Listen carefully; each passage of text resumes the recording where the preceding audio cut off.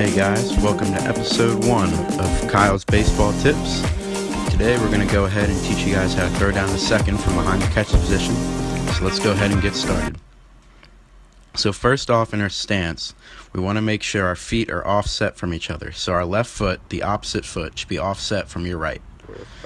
You also want to make sure your hand is directly behind your glove, which will make it a lot easier for your transition from glove to hand when you receive the ball.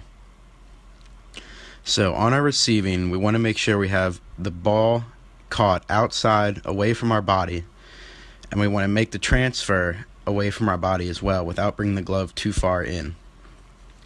So on our transfer, we want to make sure the glove has a 3/4 turn to make sure that there's minimal movement to prevent any chance of dropping the ball on the transition.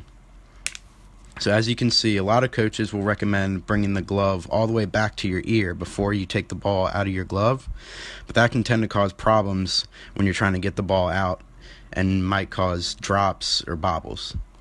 So you really want to make sure you get the ball out early, so that way your glove is already out in position to make the throw down.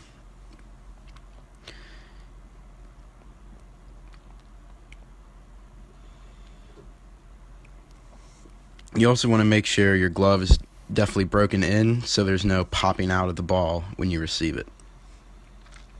Now, for footwork, a lot of coaches will recommend to replace your feet. What that means is you replace your left foot with your right foot on your movement forward. But what that prevents is the most forward momentum possible. So what I've been taught and what I recommend is take your right foot and pivot it forward instead of across, so that way you get as much forward momentum as possible going towards second base. So as you can see, we get in our stance, and your right foot pivots forward instead of replacing that left foot, and your left foot just goes around with it. So now if we put it all together, we make our throw all the way down, and on our follow through, we want to make sure we get as much forward momentum as we can get to get as much power behind that ball. So you want to make sure that you're really following through all the way, and a lot of times when you watch pros or other catchers throw, their mask will actually come off of their face because of all the power they're putting through it with the torque generated from their core and the rotation of their body.